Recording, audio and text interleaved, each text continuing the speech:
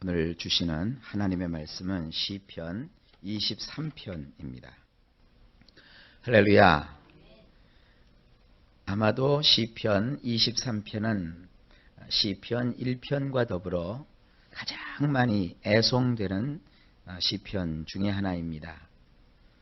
시편 23편은 여호와께서 우리의 목자가 되심으로 그 목자 되신 하나님을 따라가는 인생이 어떠하다라는 것을 보여주는 아주 멋진 시입니다.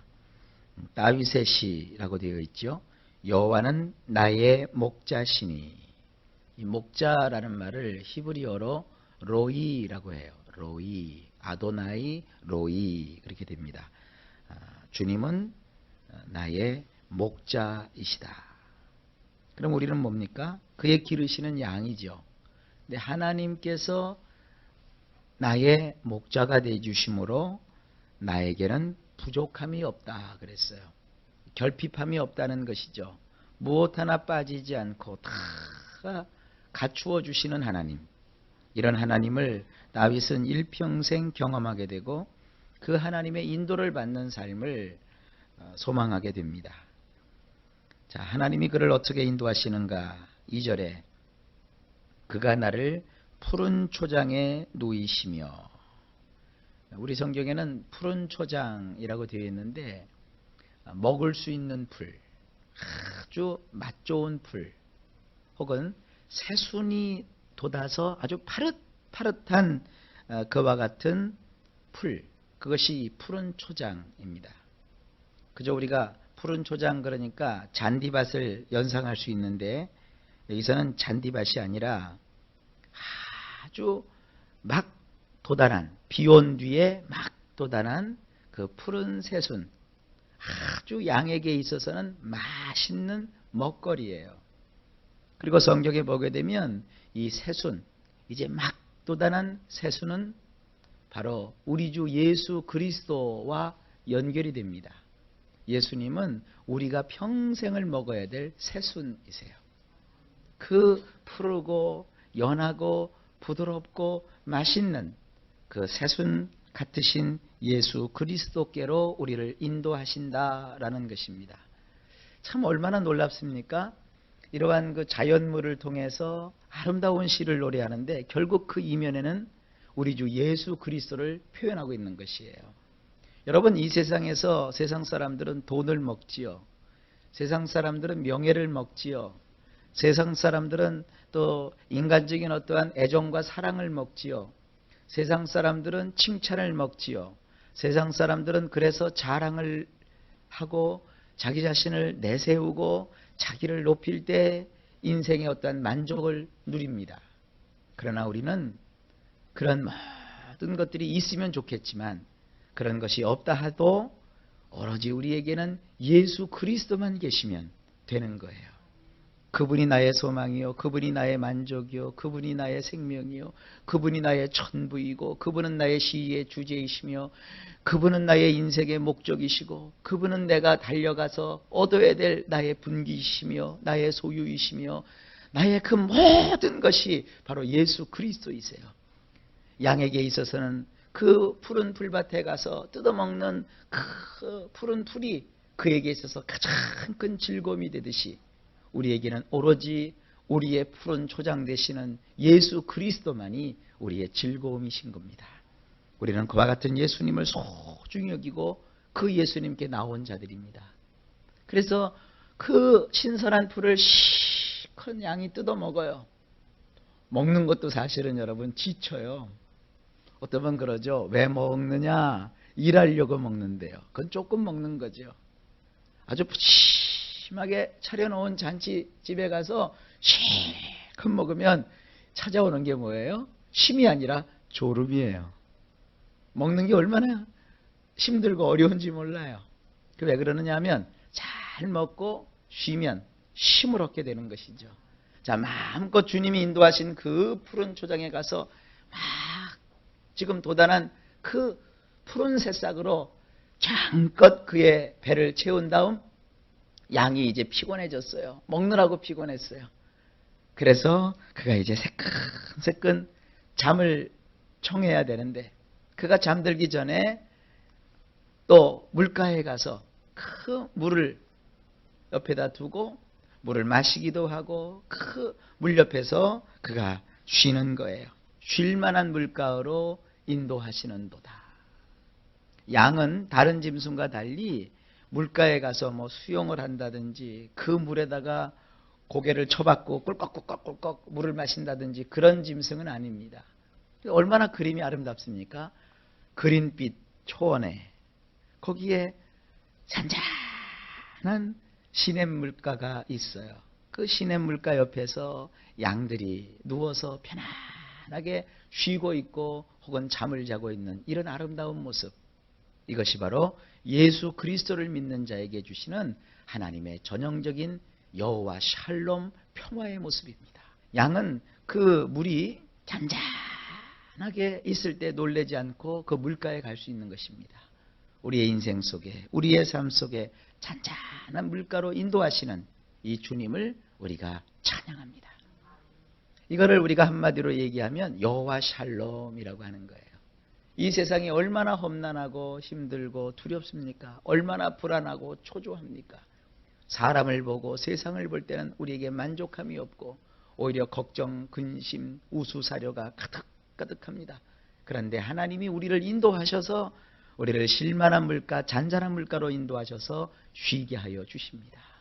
불안하고 답답하고 초조할 때 다른 걸 붙잡지 마세요. 하나님의 평화를 구하세요. 나를 잔잔한 물가, 쉴만한 물가로 인도하시는 여호와여, 하나님이 가지신 그 평화를 내게 주셔서 나로 하여금 여호와 샬롬을 만끽하게 하여 주옵소서. 우리가 그런 기도를 하나님께 올릴 수 있습니다.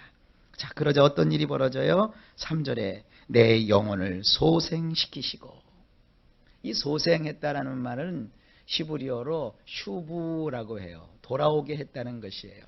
이 슈부라는 말이 2절에도 나오고 6절에도 나와요. 나의 평생의 선하심과 인자하심이 정녕 나를 따르리니 내가 여호와의 집에 영원히 거하리로다. 그래서 이 거하리로다라는 말이 슈부입니다. 그래서 돌아온다라는 뜻을 가진 이 슈부라는 말이 3절에서 쓰일 때는 소생시키신다, 다시 회복시키신다라는 말로 쓰였고 6절에서 쓰일 때는 영원히 거한다, 거기에서 산다 이렇게 쓰였어요.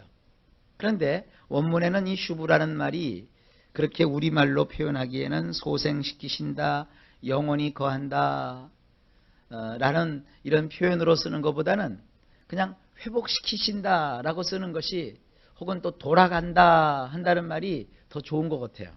자, 보세요. 하나님은 3절에 내 영혼을 회복시키신다, 다시 살게 하신다, 다시 돌아오게 하신다.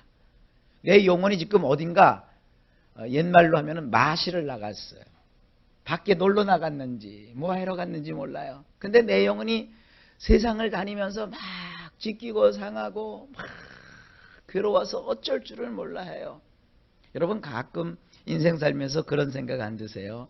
아, 다시 어려봤으면, 다시 그 좋았던 시절로 돌아갔으면 하고, 그 어린 시절에 아무런 걱정도 근심도 없이 동네에서 놀던 그런 생각들 혹시 나지 않으세요? 그렇게 돌아가고 싶은 그런 마음이 인간 내면에 있어요. 그런데 하나님께서 나의 영혼을 돌아오게 하세요. 회복시켜 주시는 거예요. 방황을 끝내게 하시고 그 고생을 끝내게 해주시고 하나님께서 나를 돌아오게 하시는 거예요. 그게 소생이에요. 그리고 이제 내가 인생의 모든 과정을 살면서 마음의 소원을 가져요. 그래, 아버지께로 돌아가야지. 아버지가 계시는 그 아버지의 처소로 돌아가야지. 회복이지요. 탕자가 아버지 재산을 가지고 먼 나라로 가서 허랑방탕하여 다 잃어버렸어요. 결국은 그가 돼지치는 일을 하지요. 돼지치는 일을 하는데도 세상에 가뭄이 들어가지고요, 먹거리를 제대로 주지 않는 거예요. 얼마나 배가 고프든지 돼지 먹이는 그 쥐염 열매를 자기가 좀 먹었어요. 근데 그 주인이 그것을 보고는요, 이 아들을 아주 심하게 구박을 했어요. 서러움을 겪는 거예요. 아니 나는 돼지만도 못하는가. 돼지의 먹거리를 사람이 먹는다는 건 말도 안 되는데 너무너무 배가 고파서 돼지가 먹는 그 주염 열매를 좀 먹었는데 세상에 나를 이렇게 구박하다니 하고 자기 자신이 인생이 너무나도 처량하고 처량한 거예요. 그러자 문득 그 집 나간 아들의 마음속에 이런 생각이 드는 거예요. 그래, 아버지께로 돌아가야 되겠다. 아버지께로 돌아가야 되겠다. 모든 걸 다 잃어버리고 다 실패하고 다 빼앗긴 이 아들의 마음속에 어느 순간 아버지께로 가야지. 아버지 집으로 돌아가자. 이 6절이 바로 그런 뉘앙스를 가지고 있는 거예요. 우리는 아버지께로 돌아가야 되는 거예요. 아버지 집으로 가야 되는 거예요. 그 아버지 집으로 향할 때 그의 인생이 정말로 복된 것이에요. 우리 인생은 너무나도 많이 그리고 너무나도 멀리 아버지에게서 벗어나 있어요. 우리는 끊임없이 아버지께로 나아가는 거예요. 여러분, 오늘날 하나님의 집이 어디입니까? 예배당이죠. 교회죠. 우리는 수시로 하나님의 집을 향하지요. 하루를 세상에서 살면서 얼마나 많은 일들을 겪습니까? 그러면서 우리가 잠자리에 들면서 무슨 생각을 해요? 내가 일어나서 아버지께로 가야지. 아버지께로 향해야지. 아버지께로 돌아가야지. 그래서 우리가 아주 일찍이 아버지의 전에 나와서 기도하고 아버지를 사모하잖아요. 그렇게 사는 거예요. 그렇게. 평생을 그렇게 살다가 하나님이 부르시는 그날 영원한 저 천국으로 우리가 받들려 올라가는 거예요. 자, 3절에 내 영혼을 소생시키시고 자기 이름을 위하여 의의 길로 인도하시는도다. 여기서 이 이름이라고 하는 것을 여기서는 명예라고 생각하시면 돼요. 하나님은 자기 자신의 명예를 위해서 하나님은 자기 자신의 명예를 위해서 우리를 의로운 길로 인도하시는도다. 의롭다라고 하는 것을 얘기하면 불의한 사람, 죄인은 의로운 걸 싫어해요.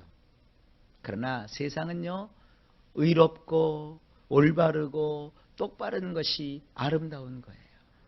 우리를 하나님이 그런 것으로 인도하여 주시는 거예요. 때로 인생을 살다 보면 삶이 흐트러질 때가 있지요.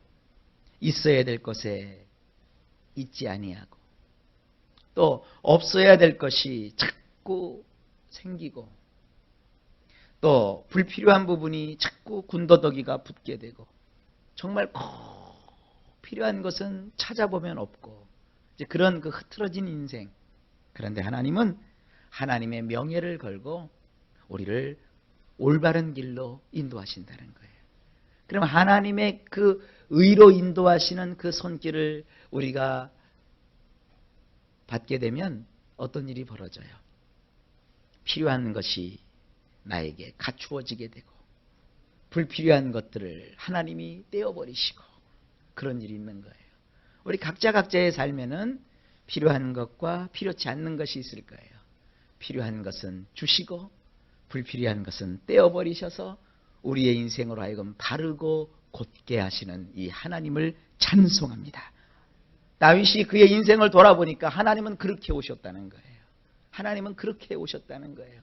우리의 인생도 하나님이 그렇게 인도하여 주시는 줄로 믿습니다.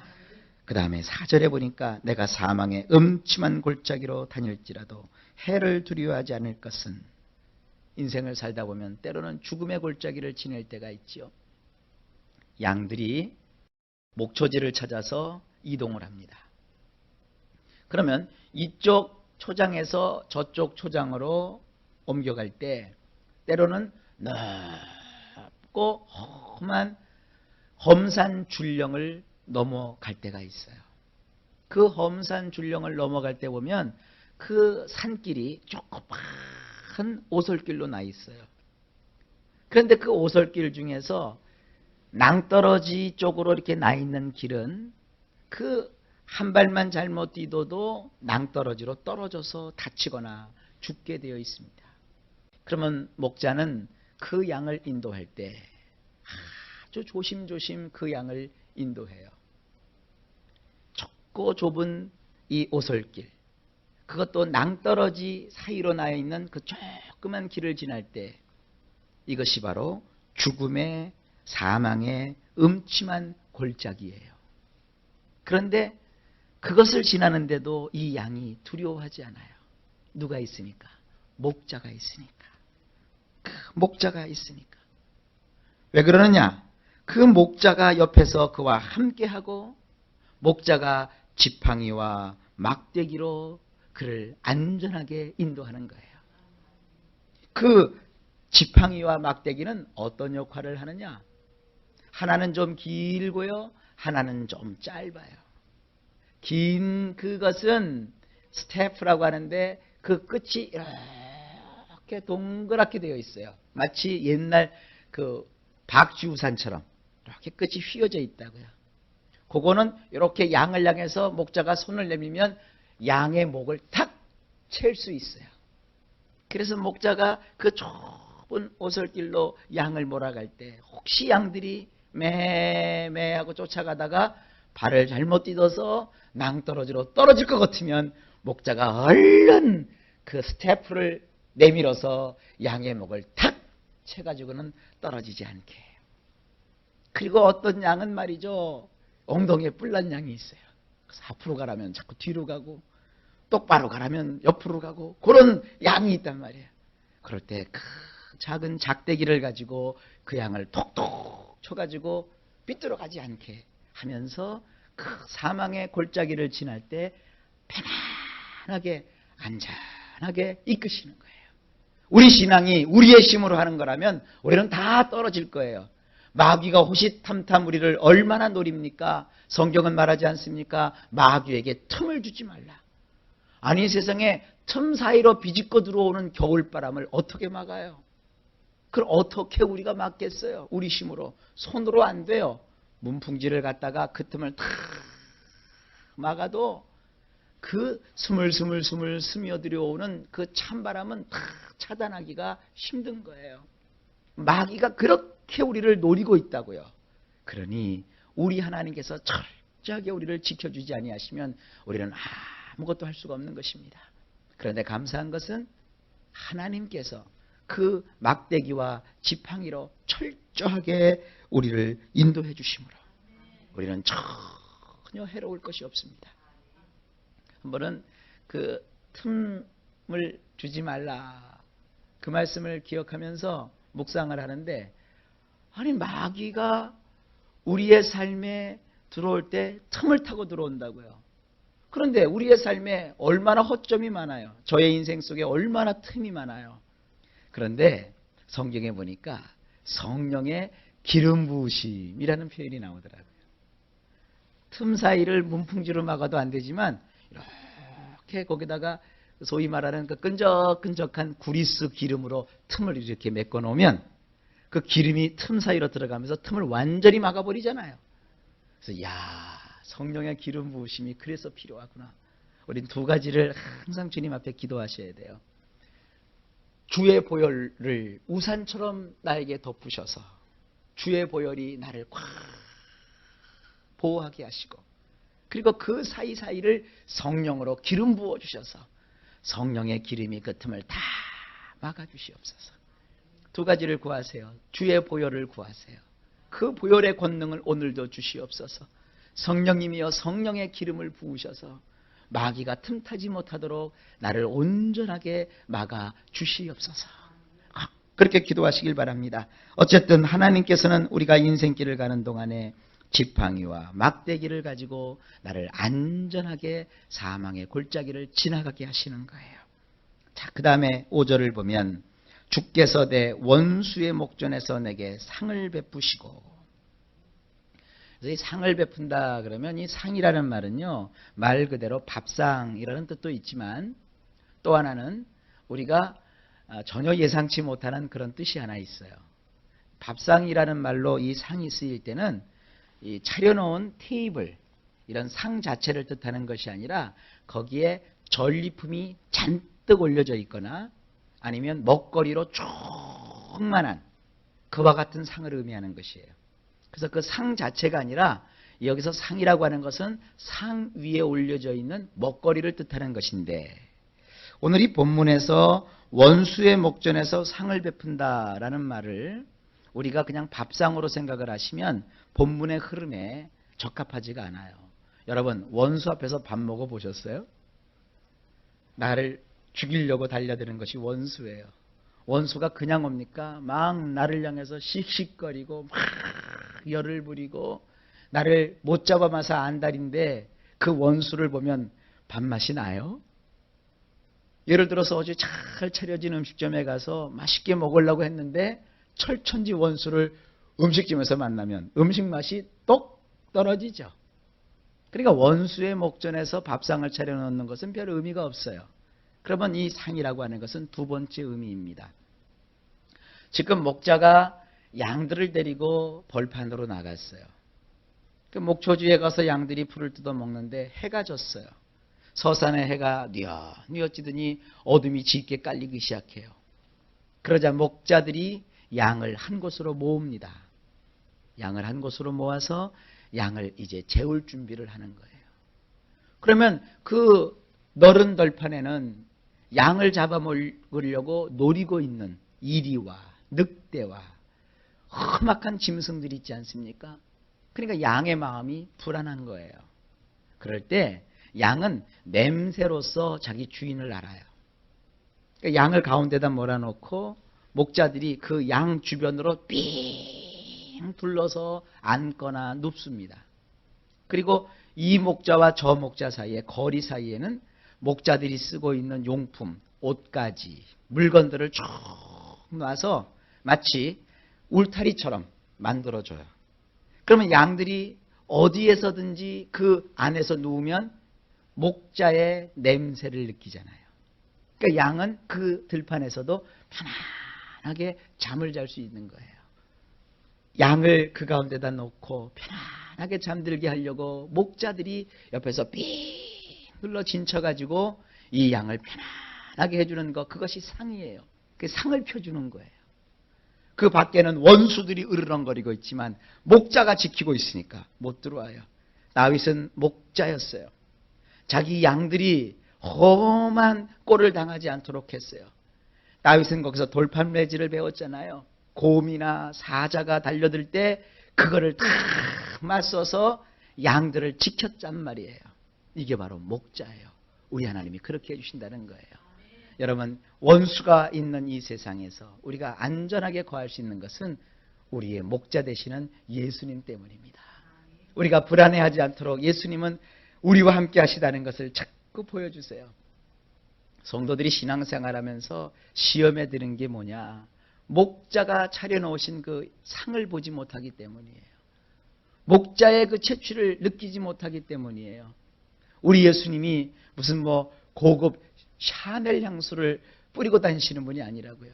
우리 예수님의 냄새를 어떻게 느낄 수 있습니까? 우리 예수님의 그 함께 하심을 어떻게 할 수 있습니까? 다른 거 없습니다. 말씀과 기도예요. 하나님의 말씀에 거하고 늘 하나님 앞에 진실되게 기도하면 하나님의 그 임재하심을 느낄 수가 있습니다. 여러분, 평생에 함께 하시고 원수의 목전에서 그 상을 베푸셔서 나를 보호하시는 하나님의 은혜를 경험하시길 주의 이름으로 축복합니다. 기름으로 내 머리에 바르셨다고 그랬어요. 양이 상처를 입어요. 그러면 기름을 발라서 양을 낫게 해주고, 그리고 이 기름이라고 하는 것은 살균 작용을 하고요. 기름이라고 하는 것은 무더운 여름날 더위를 먹지 않도록 양을 보호해주는 역할을 해요. 주님이 기름을 발라서 우리를 보호하시고 치료하시고 예방해 주시는 거예요. 그 다음에 내 잔이 넘친다 그랬죠.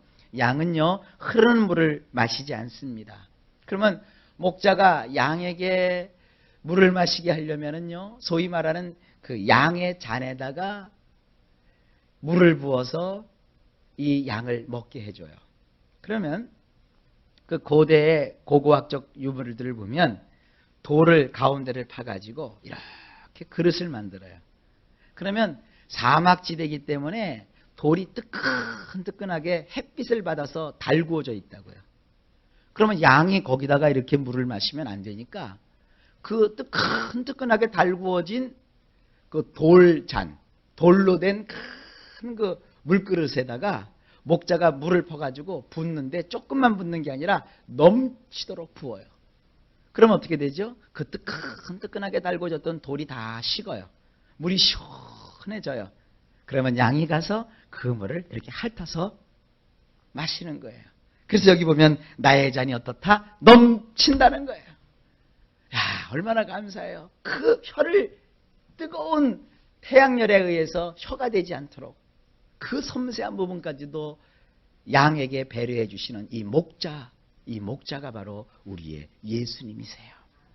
그래서 그가 고백합니다. 나의 평생의 이 선하심과 인자하심.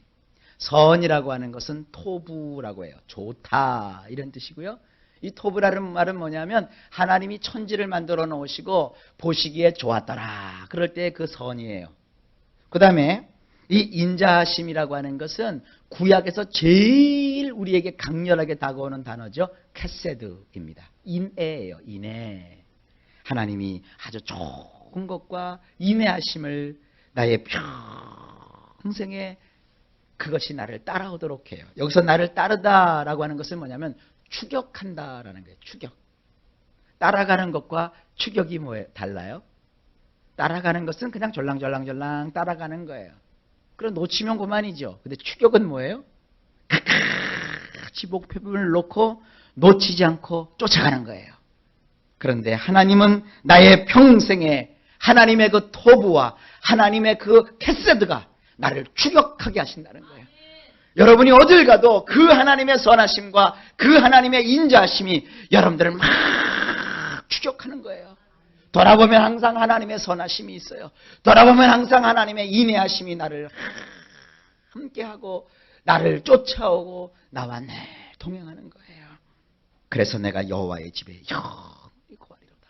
하나님이 거하시는 그 집으로 내가 돌아가리라. 자, 이 멋진 시편 23편의 말씀이 평생 여러분의 인생 속에 함께 하시기를 바랍니다. 그래서 이 말씀을 가급적이면 암송을 하세요. 외우시고요. 가급적이면 찬송가 453장과 더불어서 늘 이 말씀을 붙들고 승리하시기를 우리 주 예수님의 이름으로 간절히 축복합니다.